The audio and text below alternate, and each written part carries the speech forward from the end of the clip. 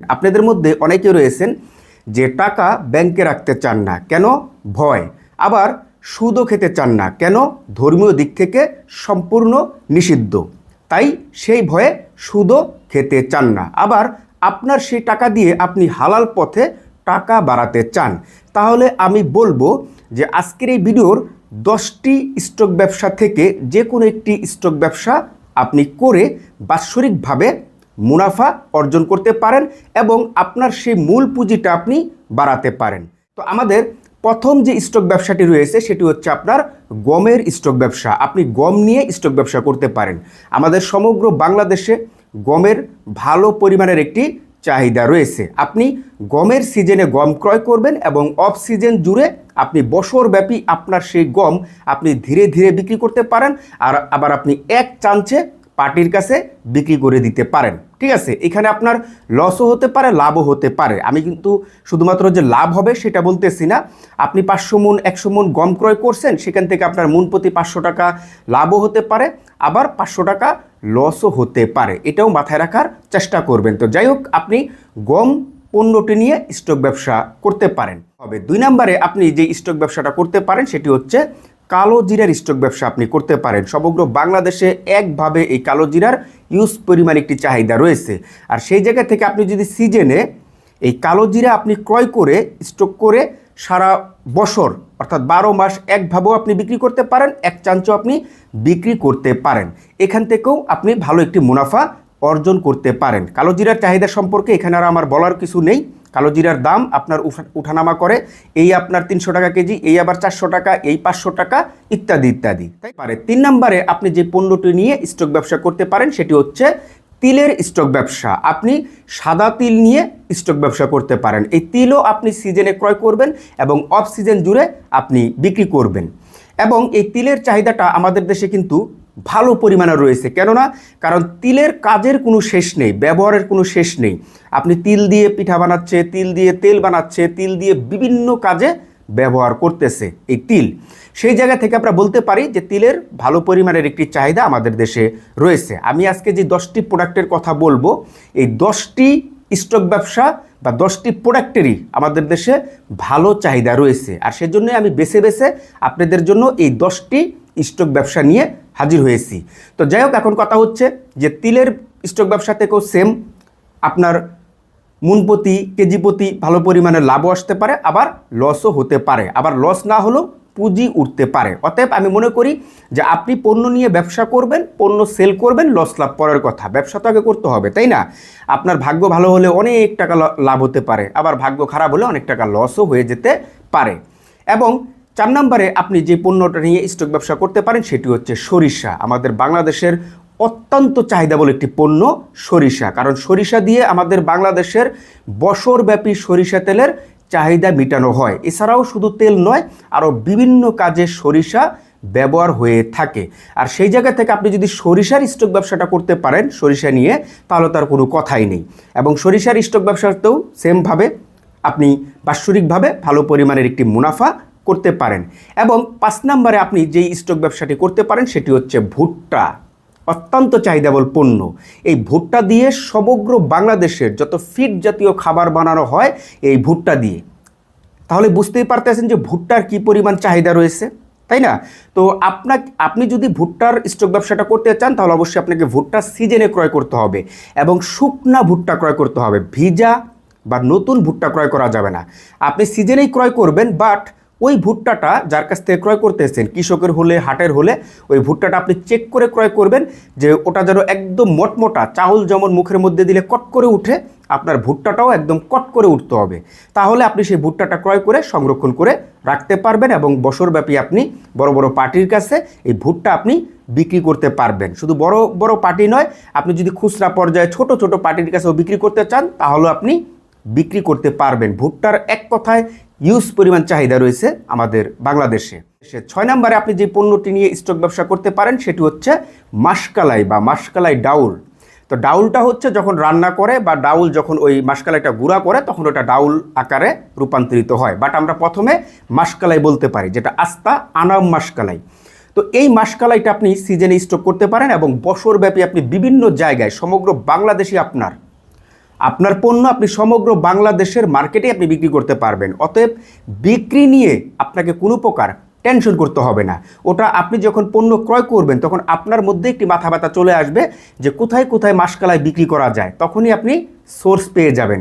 বড় বড় মার্কেট থেকে শুরু করে হোলসেল মার্কেট থেকে শুরু করে ইত্যাদি ইত্যাদি সব জায়গায় আপনার এই মাসকালাই বিক্রি করা যাবে। অতএব আপনার জায়গা থেকে জাস্ট আপনি সিজনে সুন্দরভাবে এই মাসকালাই, শুকনা মটমোটা মাসকালাই ক্রয় করুন এবং সেটাকে আপনি সুন্দরভাবে সংরক্ষণ করে ধীরে ধীরে বিক্রি করুন, ঠিক আছে? এবং এখান থেকেও আপনার ভালো একটি মুনাফা আসতে পারে। এছাড়াও মাসকালাইয়ের কিন্তু ইউজ পরিমাণ একটি চাহিদা সমগ্র বাংলাদেশে বেড়ে যায়, সেটা হচ্ছে শীত মৌসুমে। আপনি শীত মৌসুমে আপনার মাসকালাইগুলি আপনি এক চান্সে বিক্রি করে দিতে পারেন ভালো একটি মুনাফায়, তাই না? পারেন। 7 নম্বরে আপনি যে পণ্যটি নিয়ে স্টক ব্যবসা করতে পারেন ঘরে বসে, সেটি হচ্ছে ধনিয়া। অর্থাৎ আমাদের বাংলাদেশি যে দেশি ধনিয়াটা রয়েছে, এই দেশি ধনিয়াটা আপনি সিজনের সময় ক্রয় করবেন, একদম শুকনা ধনিয়া। এই ধনিয়াটা আপনি সুন্দরভাবে সংরক্ষণ করুন এবং আপনার ঘর থেকে বা আপনার গোডাউন থেকে বা আপনার বাড়ি থেকে আপনি বছরব্যাপী আপনার সেই ধনিয়াটা আপনি বিক্রি করুন। এখন এই ধনিয়াটা আপনি আপনার নিকটবর্তী যে হলুদ মরিচ ধনিয়ার আড়ত রয়েছে, আপনি সেই আড়তদারের কাছ থেকে আড়তদারগুলির কাছে আপনি বিক্রি করতে পারেন। একাধিক আড়তদার রয়েছে, একাধিক আড়ত রয়েছে, হ্যাঁ। এবং আপনি ছোট ছোট বাজারেও আপনি বিক্রি করতে পারেন, আবার বড় পার্টির কাছেও আপনি বিক্রি করতে পারেন। এটা নির্ভর করবে যে আপনার পণ্যের পরিমাণ কতটুকু। আপনার কাছে কি 50 মণ ধনিয়া নাকি 100 মণ নাকি 500 মণ, এই পরিমাণের উপরে নির্ভর করবে যে আপনি কোন পর্যন্ত গিয়ে আপনার পণ্যটা আপনি বিক্রি করবেন, ঠিক আছে? তো যাই হোক, এখন কথা হচ্ছে যে আপনি ধনিয়ার স্টক ব্যবসাটাও করতে পারেন। সমগ্র বাংলাদেশে হলুদ মরিচ ধনিয়ার কি পরিমাণ চাহিদা রয়েছে এটা আর এখানে আর বলার অপেক্ষা রাখে না, আমার চাইতে আরও আপনারা ভালো জানেন। এবং আপনি 8 নম্বরে যে পণ্যটি নিয়ে ব্যবসা করতে পারেন, আমাদের বাংলাদেশের ঐতিহ্যবাহী একটি সোনালী আঁশ, সেটি হচ্ছে পাট। এই পাটের স্টক ব্যবসা করতে পারেন। তবে এই পাটের স্টক ব্যবসা আপনার 2 রকমভাবে করা যায়। একটি হচ্ছে বিগ অ্যামাউন্টের একটি পুঁজি ইনভেস্ট করে বড় বড় পার্টি বা বড় বড় মিল ধরা যায়, তাদের কাছে বিক্রি করা যায় বছরব্যাপী। এবং আপনি খুচরা পর্যায়ে এই পাটের স্টক ব্যবসাটা করতে পারবেন, মানে ছোট পরিসরে। আপনি পাট যেখান থেকে ক্রয় করতেছেন সেইখানে আবার আপনাকে বিক্রি করতে হবে। এটা হচ্ছে অল্প ইনভেস্টমেন্ট ব্যবসা। আর আপনি যদি বড় বড় পার্টির কাছে ব্যবসা মানে বিক্রি করতে চান পাট স্টক করে, তাহলে এখানে আপনার বিগ অ্যামাউন্টের একটি পুঁজি কিন্তু আপনাকে ইনভেস্ট করতে হবে। যদিও পাটের একটি লং প্রসেস রয়েছে, ঠিক আছে, আমি বিস্তারিত ভিডিও দিব অবশ্যই। তো আপনি পাটের স্টক ব্যবসা করতে পারেন, এখান থেকেও ভালো একটি মুনাফা বাৎসরিকভাবে আসতে পারে। পাটের বিষয়ে এত কিছু বলতে হবে না, পাট সম্পর্কে আমি জানি, আমার চাইতে আপনারা আরও ভালো অবগত। 9 নম্বরে আপনি যে পণ্যটি নিয়ে স্টক ব্যবসা করতে পারেন সেটি হচ্ছে মসুর, মানে মসুরের ডাল। তো এই মসুর আপনি সিজনে ক্রয় করতে পারেন। আমাদের বাংলাদেশি যে দেশি ডাউলটা রয়েছে মসুর বা মসুরের ডাউল, এই দেশি মসুরটা আপনি সিজনে ক্রয় করবেন। সিজনে ক্রয় করার পরে আপনি এই মসুরটা একদম মানে কোনো প্রকার প্রসেস ছাড়া শুধু মসুরটা আপনি বিক্রি করে দিতে পারেন। আবার যদি আপনি মনে করেন যে না, আমি এই মসুরটা প্রসেস করে মসুরের ডাউল করে তারপরে আমি বিক্রি করব, তাহলে আপনি সেভাবেও করতে পারেন। তাহলে এই মসুরের ডাউলের চাহিদা ভালো থাকতে পারে। কেননা কারণ আমি যখন শুনবো যে এই ডাউলটা বিদেশ থেকে নিয়ে আসা হয় নাই, ইন্ডিয়া থেকে নিয়ে আসা হয় নাই, বার্মা থেকে নিয়ে আসা হয় নাই, এটা কোন ডাউল? আমাদের দেশি মসুর থেকে ডাউলে রূপান্তরিত করা হয়েছে মসুরের ডাউল, তখন আমি কিন্তু ক্রয় করব। যেহেতু আমার মধ্যে একটি চাহিদা চলে আসছে, তার মানে আপনি মনে করতে পারেন যে সমগ্র বাংলাদেশে আমাদের দেশি মসুর বা মসুরের ডাউলের ভালো পরিমাণের চাহিদা রয়েছে। এক কথায় আপনি 2 ভাবে আপনার এই মসুর আপনি বিক্রি করে বাৎসরিকভাবে একটি মুনাফা আপনি জেনারেট করতে পারেন। বা শুধুমাত্র যে আপনি মসুর 1 বছর রেখে দিবেন তা নয়, আপনি মসুর সিজনে ক্রয় করছেন, সেটা আপনি 3 মাস পরে 4 মাস পরে আপনি বিক্রি করে দিলেন, আরেকটি পণ্য আবার আপনি স্টক করে ফেললেন, ঠিক আছে?